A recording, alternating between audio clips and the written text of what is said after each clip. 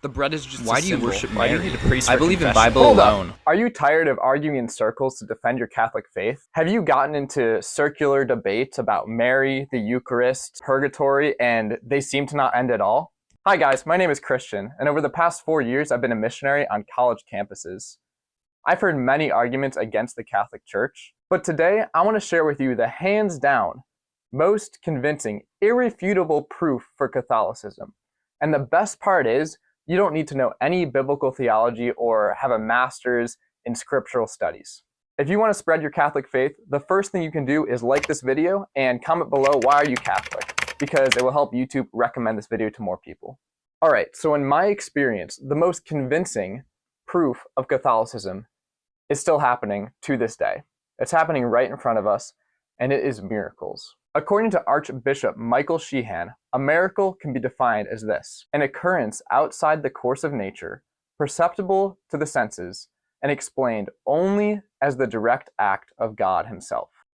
But Christian, don't miracles happen in non-Catholic faiths too? Perhaps, but today I'm going to talk about miracles that explicitly confirm doctrine of the Catholic Church, and in turn that refutes doctrines of other denominations that are not Catholic.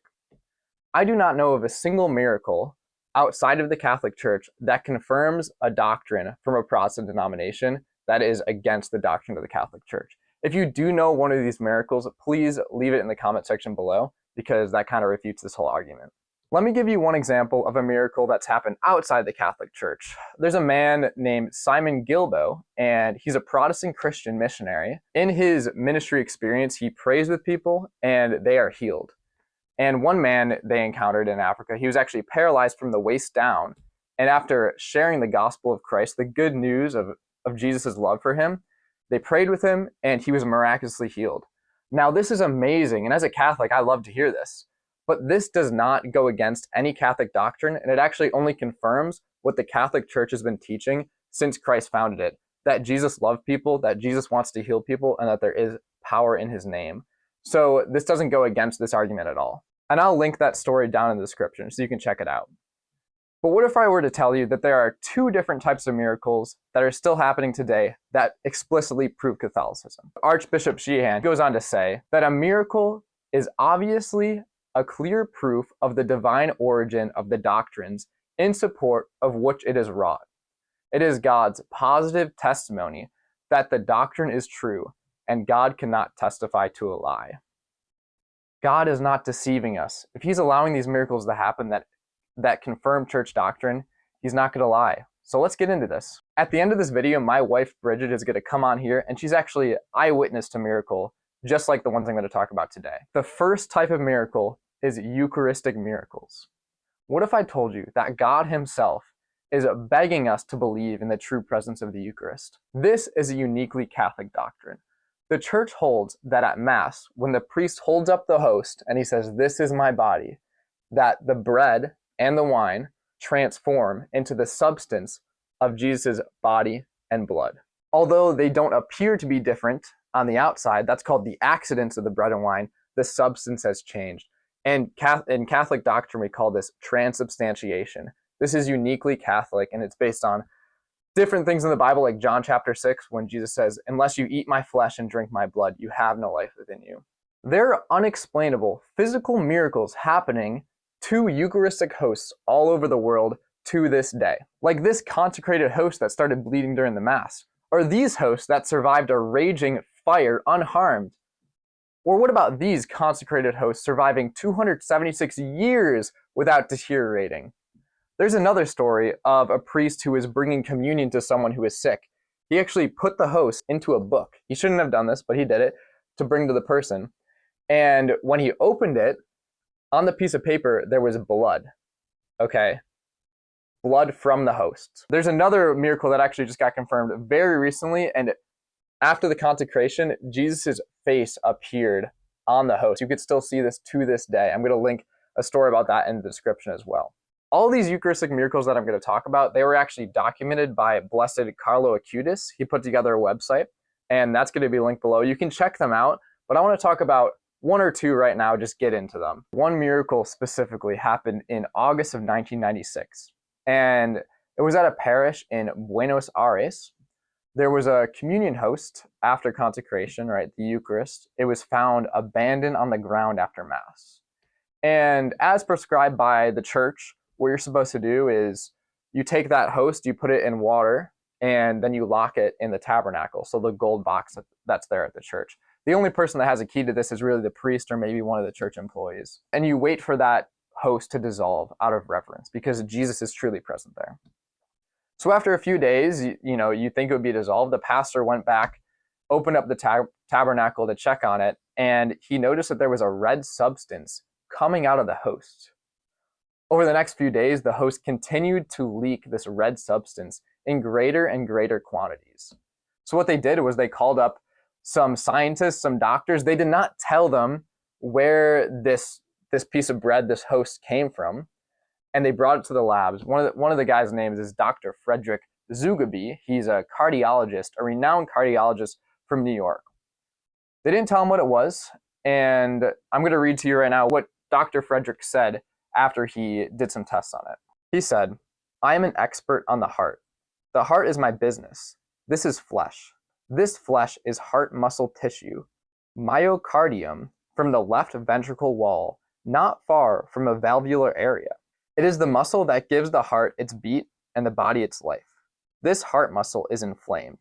It has lost its striations and is infiltrated with white blood cells. White blood cells are not normally found in heart tissue.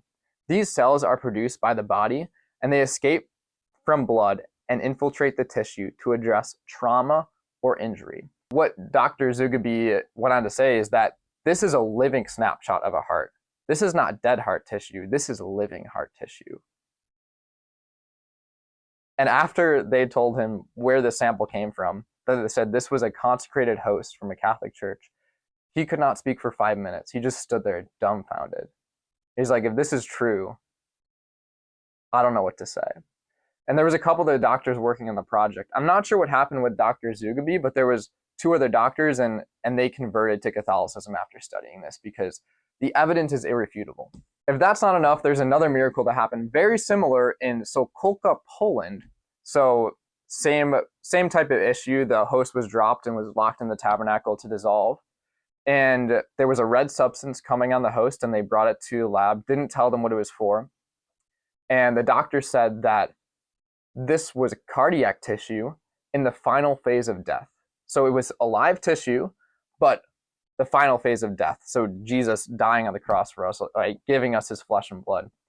And the scientists, they determined that the bread and the flesh were so tightly interconnected that there would have been no way for someone to just place flesh on the host. They said that the only explanation is that the bread was actually turning into the flesh.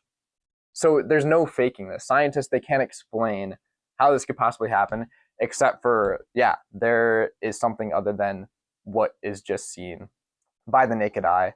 God is intervening, okay? It's the only way to explain this. There are many more like this. Go check out Carlo Acutis' website and all the stuff he put together because it's absolutely amazing. Believe it or not, there was something very similar that happened at a church near my hometown in 2018. You may have seen this on the news. I'm not going to say the parish, but very similar thing. Someone had dropped a host. They put it dissolved in water. They didn't put it in the tabernacle, though. They put it in the back in the sacristy. And later that day, there was a red substance that started oozing out of the host, and it started to look like flesh. And the bishop asked if there was anyone present to witness the miracle or if it was locked away. And the host was not locked away. So they didn't do any tests on it, okay? Unfortunately, they just flushed it down the drain, this holy drain that you're supposed to dispense of the Eucharist. But this goes to show the scrupulosity and the strict structure of confirming a Eucharistic miracle. It has to be locked away or there has to be an eyewitness. Otherwise, they're not even going to mess with confirming it because it could have been tampered with. And we want 100% proof here. Couldn't this just be some random scientific phenomenon that we don't understand yet? I hear you. However, have you ever heard of any other piece of bread turning into flesh and oozing blood out of it? If this was just a random occurrence of a scientific phenomenon that we never heard of, then why is it only happening to consecrated hosts to the Eucharist? Why isn't it happening to just random bread or bread before it's consecrated? So I don't think that argument holds any weight. I think it's very clear that Jesus himself founded the Catholic Church, and he's giving his flesh to us in the Eucharist so he can be intimately present in our lives and give us grace through this sacrament. He wants people to come back to his church. We just need to have eyes to see, and we need to share this message because he is begging people to receive him in the Eucharist. All right, that was the first type of miracle. We're going to get on to the second one now. I think you guys are going to like this, but first, if you're enjoying this video and want more, just click subscribe down below. It'll let us know that you like this type of content, and we got videos coming out every other Wednesday. So thanks for coming on board. Thanks for watching. The second type of miracle I want to talk about is miracles that are around Mary. Okay, Marian Apparitions. There are 4 different Marian dogma in the Catholic Church. One of them is that Mary was conceived without original sin, and this is called the Immaculate Conception. This is a uniquely Catholic doctrine. I don't think there's any Protestant denominations that hold this, or Muslims, they don't hold this, although some of them do revere Mary. But the fact that she is called the Immaculate Conception without any sin, this is uniquely and specifically Catholic. We also believe that we can ask Mary to pray for us. We can ask her for her intercession, and she'll bring our desires to God as a loving mother. And this is where we have the rosary or certain Marian devotions. This is also specifically Catholic. So Mary has appeared to many people on the earth. There are certain apparitions that are confirmed by the church. She appeared to 3 children in Fatima in 1917. And to confirm this, the sun actually danced, and there were thousands of witnesses there. She also appeared in Guadalupe, and you can go visit also Knock in Ireland, and I actually got to visit that one. She actually appeared in the United States near Green Bay. I want to talk about this one, and this one Marian apparition site in Lourdes. Okay, so she appeared to this little girl, Saint Bernadette, in 1858. And when she appeared to her, she was walking in the woods or something, and she told Bernadette, she wasn't a saint at this time, she told her, "I am the Immaculate Conception," when she asked who she was. Now, Bernadette, she was a young girl, not educated. She did not know the doctrine of the Catholic Church at the time, but she went and told her local pastor. Later, Mary appeared to her again, and she said to start digging at the spot that she told her. And she said that there will be a spring of water coming up, and she said to drink and wash, and that this water will be healing. Now, she comes and appears, says, "I am the Immaculate Conception," a specifically Catholic doctrine. And then she says, "This water will be healing." Miracles, as Sheehan told us, are there to confirm doctrine. So she's trying to help us see that this is a Catholic doctrine. This Catholic doctrine is true. As she started to dig, there was a huge underground spring that came forth. And people journeyed from all over, and they started washing. And people started to experience miraculous healings as they washed in this water. There's one guy, actually, immediately, he was one of the first pilgrims. His name is Louis Barriette. I don't know how to pronounce that last name.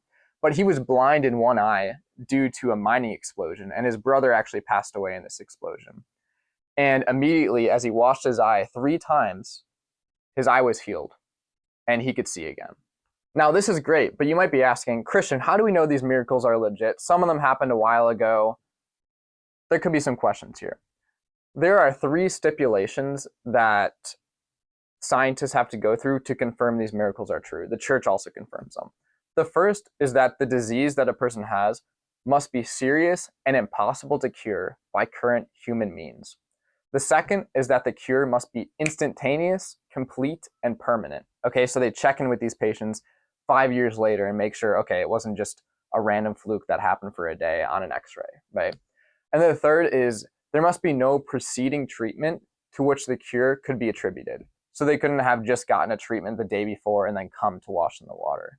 All right, this is usually people's last hope because there's no cure for their diseases. Using the 3-part criteria that I just laid out, there have been 72 confirmed miracles by the Lourdes Medical Bureau. I think that's how you pronounce it. Medical Bureau. There's scientists and doctors from all different faith backgrounds, and they try to make sure it's as diverse as possible, not just full of Catholics.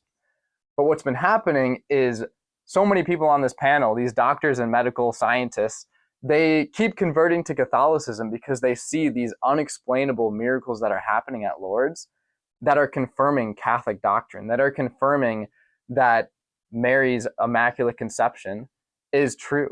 And this is explicitly and only in Catholic theology.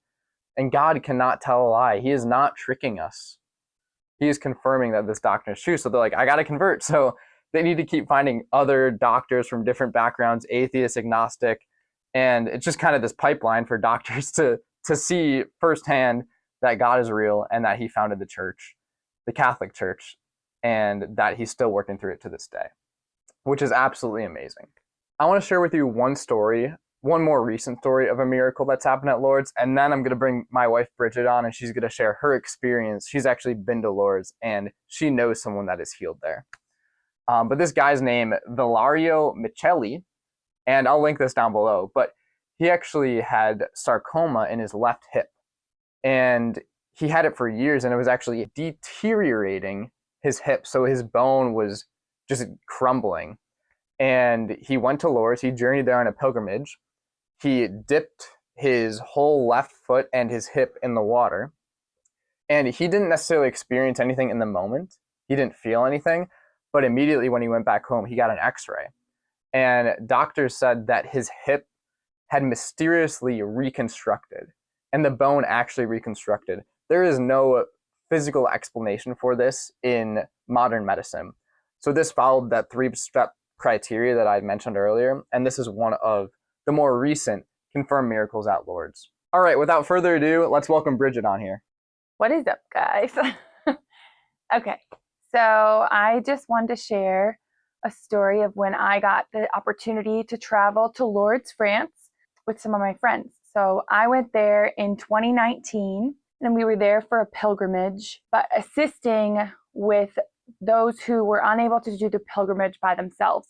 So my job was to be pushing wheelchairs for some older people, some people with disabilities or illnesses that prevented them from being able to walk to the springs by themselves. We had the opportunity to bring everyone with us to the springs to get the chance to bathe. I got the chance to bathe as well, and it was an amazing experience, but my story is not about myself.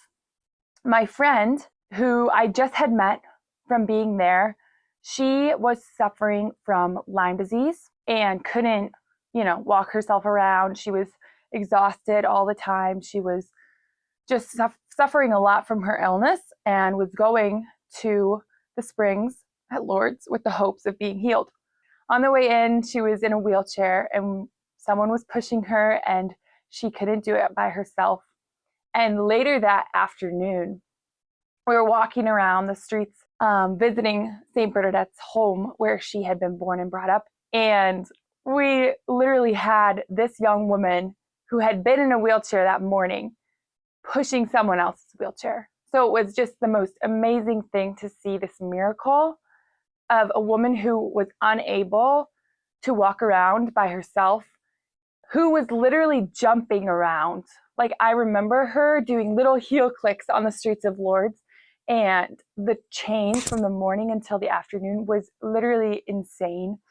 So yeah, I just want to share that because it's a miracle that I come back to when I consider God's faithfulness and the way that he has presented himself to me, the way that he's called me to himself. And he's definitely inspired me and inspired my faith through that opportunity to see my friend just receive this healing in the waters at Lourdes.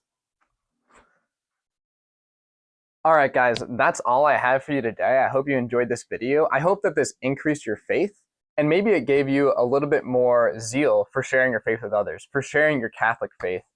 I hope that it's very clear now that God himself is confirming Catholic doctrine, confirming the specific Catholic doctrine on the Eucharist and on Mary. And yes, there are miracles that happen outside of Catholicism, but none of those miracles, and I ask you again, link them below if you have any, none of those miracles go against Catholic doctrine. Share this video with others or just use this, send them the links that are below. I've seen people that really get a lot out of these miracles, and keep your eyes open because there might be more miracles happening right around you. So thanks guys for watching. If you like this type of video, leave us a comment and you might like this video too. We'll catch you guys later. Peace.